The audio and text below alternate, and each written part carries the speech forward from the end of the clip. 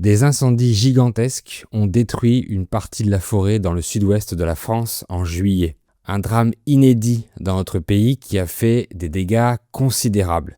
Alors je vous raconte ces tristes événements dans cet épisode 242 du podcast Fluidité. Alors c'est parti. Bonjour à toutes et à tous et bienvenue dans mon podcast pour les apprenants de français. Cette semaine, je voudrais vous parler d'un terrible événement qui s'est passé en juillet, il y a quelques jours à peine. Je sais que beaucoup d'entre vous suivent les actualités françaises, donc peut-être que vous êtes déjà au courant de ce drame. Dans ma région, il y a eu 2 terribles incendies qui ont détruit des milliers d'hectares de forêt. Il y en a eu aussi ailleurs en France, mais celui de ma région est inédit et je vais vous dire pourquoi. Donc je vous raconte ces incendies en français simplifié et je vous explique le vocabulaire spécifique. Depuis quelques années, les étés sont de plus en plus secs. Donc, il y a de moins en moins de pluie qui tombe en juin, juillet, août et jusqu'en septembre aussi. Donc, les sols sont très secs et manquent d'eau. On appelle ce phénomène la sécheresse. En plus, il a fait très chaud récemment. Il y a eu des vagues de chaleur et des canicules. Donc, des chaleurs extrêmes auxquelles le pays n'est pas habitué. C'est la même chose un peu partout dans le monde et j'en ai parlé dans l'épisode 239 il y a quelques semaines. Cette sécheresse et cette chaleur sont problématiques en ce qui concerne les feux de forêt. En effet, si les arbres et la végétation sont secs et que l'air est très chaud, les feux peuvent partir et se propager très vite. Alors tous les étés, il y a de plus en plus d'incendies qui se déclenchent en France. Jusqu'à présent, la zone du pays qui était la plus impactée était le sud-est de la France, donc la Provence et la Côte d'Azur, parce que cette partie a un climat méditerranéen, très chaud et très sec en été. Mais cette année, c'est presque toute la France qui souffre de ce climat chaud et sec. Le premier feu important a commencé dans la forêt de Fontainebleau, une des 2 grandes forêts de la région Île-de-France, la région autour de Paris. Fontainebleau, c'est un grand domaine où on peut faire plein de belles promenades en nature et c'est aussi un site mondialement connu pour l'escalade. Malheureusement, du 12 au 24 juillet, 10% de la forêt a brûlé, ce qui représente une surface de 2000 hectares. Un hectare, c'est 10 000 mètres carrés, donc un carré de 100 mètres de côté. C'est inédit d'avoir un feu de cette taille dans la partie nord de la France. Le feu a été déclenché accidentellement par une entreprise qui faisait des travaux en bordure de forêt sur l'autoroute. Mais à un autre endroit de la forêt de Fontainebleau, le feu aurait été déclenché intentionnellement par un pompier volontaire. Donc les pompiers, ce sont les personnes salariées qui s'occupent d'éteindre les feux, mais qui s'occupent aussi des secours ou des sauvetages dans différentes situations. Donc leur mission, c'est de sauver et protéger des vies. Et un pompier volontaire est une personne qui aide les pompiers durant son temps libre. Mais comment un pompier a mis le feu volontairement à une forêt alors qu'il est censé aider à les éteindre ? Je suppose que ça doit être un pyromane, donc une personne qui souffre d'un trouble du comportement avec des envies de mettre le feu partout. Ce feu inédit dans le nord de la France a fait de terribles ravages sur la faune et la flore, donc la végétation et les animaux. C'était la première fois que des Canadair volaient dans le ciel de Paris. Donc les Canadair, ce sont ces avions qui peuvent lancer de l'eau sur les feux. Durant cet incendie, ils se sont ravitaillés en eau dans la Seine. Se ravitailler, ça veut dire faire le plein d'un élément essentiel à la vie ou au fonctionnement d'une machine, donc de l'eau pour les Canadair. Bien sûr, ils ne sont pas allés chercher de l'eau au milieu de Paris, mais en dehors de la capitale. Heureusement, cet incendie de Fontainebleau n'a pas fait de victimes.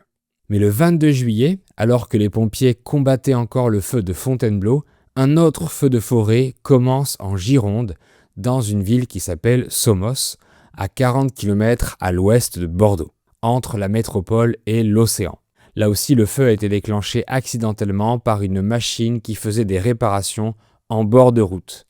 Ces réparations étaient autorisées, malgré les risques d'incendie de forêt. Il faut savoir qu'entre Bordeaux et l'océan, il y a la forêt des Landes de Gascogne. C'est une immense forêt de pins, cet arbre très haut, avec des épines vertes répandues dans le monde entier. Et les pins contiennent de la résine très inflammable. En plus, les épines de pin mortes au sol brûlent très vite. On s'en sert quand on veut allumer un barbecue à la maison.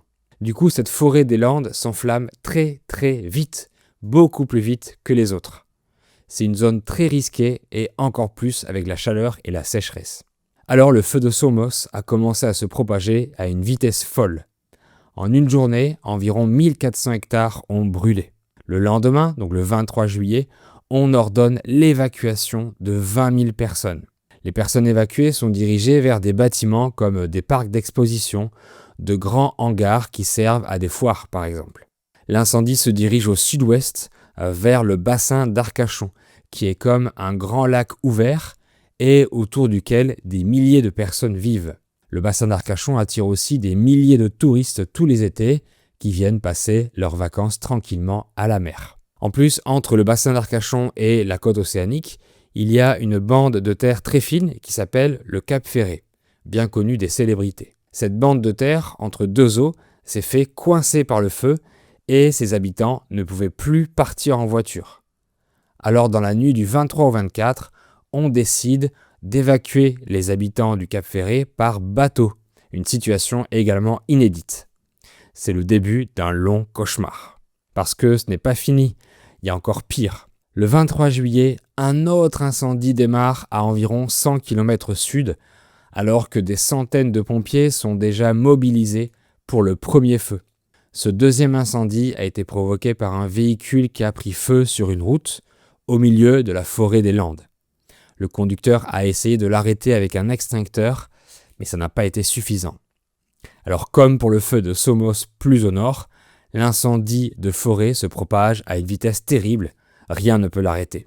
Dans cette même région et dans cette même forêt, deux énormes feux sont en train de tout brûler et menacent la population locale et les touristes venus pour passer des vacances au bord de la mer. Au premier feu au nord, les évacuations continuent les jours suivants parce que l'incendie est devenu incontrôlable. Plus de 100 000 personnes sont déjà évacuées. En plus, les vents changent souvent de sens, donc ils étalent le feu dans toutes les directions. Le 24 juillet, ce premier feu a déjà brûlé 20 000 hectares. C'est terrible. Avant de continuer, je voudrais vous dire que sur mon site français avec fluidité.com, on propose des cours privés pour pratiquer votre conversation en français, préparer un examen ou un entretien professionnel. Mais on propose aussi le club VIP, un club de conversation avec d'autres apprenants de français et moi pour pratiquer en groupe. Pour avoir toutes les informations, les liens sont dans la description ou alors vous cherchez français avec fluidité pour trouver mon site web. Les pompiers mènent un combat impossible à gagner, un combat perdu d'avance. Ils se battent contre un méga feu et des conditions météorologiques défavorables. Pas d'humidité, pas de pluie, du vent qui change de sens constamment et un feu immense qui crée son propre climat avec des tornades de feu et des nuages de feu. L'incendie est hors de contrôle et inarrêtable. Avec les pompiers, les Canadair et les autres avions continuent d'arroser la zone. Des renforts de pompiers viennent de toute la France et le président de la République demande même de l'aide aux autres pays de l'Union européenne. Surtout que les pompiers protègent en priorité les habitations et les bâtiments professionnels, donc ils ne peuvent pas être partout à la fois. Malgré tous leurs efforts, le feu détruit des centaines de maisons. Et les évacuations continuent. On évacue certaines villes à cause des fumées toxiques qui deviennent dangereuses à respirer. Les évacuations et les hébergements d'urgence sont très bien organisés et tout se passe très bien dans le calme et sans panique. Des volontaires se mobilisent dans les villes autour pour apporter de la nourriture, des produits de nécessité, mais aussi pour organiser les centres d'hébergement. Il faut évacuer les personnes, les hôpitaux, les refuges pour animaux, les maisons de retraite, etc. C'est une organisation incroyable. Les agriculteurs viennent aussi aider les pompiers. Ils leur apportent de l'eau et essayent aussi d'éteindre le feu comme ils peuvent. 1500 militaires viennent aussi aider les 3300 pompiers à combattre le feu. Le A400M, un avion militaire conçu pour éteindre les feux, vient en renfort. C'est la première fois qu'il sera testé en conditions réelles depuis sa fabrication. Il peut lâcher 20 tonnes de liquide, soit de l'eau, soit du produit retardant, un liquide fait pour ralentir la propagation du feu. Bref, tout le monde se mobilise pour sauver des vies, sauver la forêt, sauver les animaux, pour s'aider, pour se soutenir moralement, etc. Le feu progresse encore et il est seulement à 15 km de Bordeaux. Bien sûr, la forêt s'arrête avant la métropole, donc il y a très peu de risques que Bordeaux brûle, mais ce sont surtout les fumées toxiques qui sont gênantes et dangereuses. Le gouvernement envoie alors des masques comme ceux utilisés durant le Covid. Au total, 220 000 personnes sont évacuées. C'est une situation inédite en France. Les routes sont fermées, les trains sont annulés et on demande aux gens de ne pas venir en vacances dans le secteur. Finalement, le deuxième feu du Sud est fixé le 27 juillet. Ça veut dire qu'il ne progresse plus et il est maîtrisé le 30 juillet. Ce deuxième feu a brûlé 3500 hectares. Mais le premier feu à côté de Bordeaux continue sa progression. À partir du 25 juillet, la température diminue et l'humidité revient un peu, ce qui aide les pompiers à le combattre. En parallèle, on agrandit les pare-feux autour de l'incendie. Un pare-feu, c'est un chemin qui divise la forêt pour empêcher que le feu se propage. Mais avec un incendie d'une telle violence, les pare-feux ne sont pas assez larges. Donc on rase les arbres autour de l'incendie avant que le feu n'arrive. Le 28 juillet, ce méga-feu est enfin stable et la situation météorologique est beaucoup moins défavorable. Ce jour-là, des personnes de certaines communes sont autorisées à rentrer chez elles. Dans les jours suivants, les habitants peuvent rentrer progressivement. Le 1er août, le méga-feu est maîtrisé. Et finalement, le 3 août, tous les évacués ont pu retrouver leur domicile. Malheureusement, plus de 200 maisons ont été brûlées, donc certaines personnes ont tout perdu durant ce terrible incendie. Les dégâts sont considérables. Miraculeusement, et grâce au travail incroyable des pompiers, des secours et des volontaires, il n'y a eu aucun décès. Par contre, certains pompiers ont été blessés. Ces feux se sont passés dans un secteur où je suis né et où j'ai passé mon enfance, le bassin d'Arcachon. Mes parents habitent entre les deux incendies et j'ai des amis qui vivent aussi dans cette zone. Donc la situation était un peu risquée, même si tout le monde va bien actuellement. En 2022, un autre incendie gigantesque avait détruit 30 000 hectares de cette même forêt des Landes, près de la dune du Pilat si vous la connaissez. C'était aussi un incendie accidentel. Dans la même zone, en 1949, un terrible incendie avait brûlé 52 000 hectares et avait fait 82 décès. Comme je le dis au début, le pin est un arbre très facilement inflammable. La forêt des Landes est magnifique, mais c'est une forêt artificielle faite uniquement de pin. C'est une forêt d'exploitation pour l'industrie du bois, donc pour fabriquer des cartons, du papier, etc. Alors elle rapporte énormément d'argent. Les pins sont tous alignés, ils sont tous à la même hauteur et rien ne les sépare. Donc c'est comme une boîte d'allumettes géante. Une seule flamme et tout est brûlé. En plus, les pommes de pin, qu'on appelle aussi des pignes, explosent quand elles brûlent et sont propulsées à des centaines de mètres comme des bombes, ce qui propage le feu encore plus vite.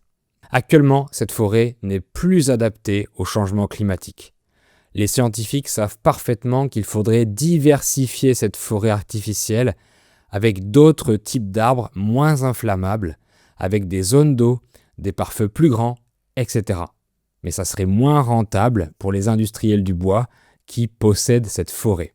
Pour cette forêt des Landes, il faut choisir entre la rentabilité et le risque de feu ou la diversification qui réduirait le risque de méga-feux. 90% des feux de forêt sont d'origine humaine. Majoritairement, c'est involontaire, donc ce sont des accidents, mais parfois ils sont criminels et déclenchés par des pyromanes. Il y a aussi beaucoup de gens qui jettent leurs mégots de cigarettes par la fenêtre quand ils sont en voiture.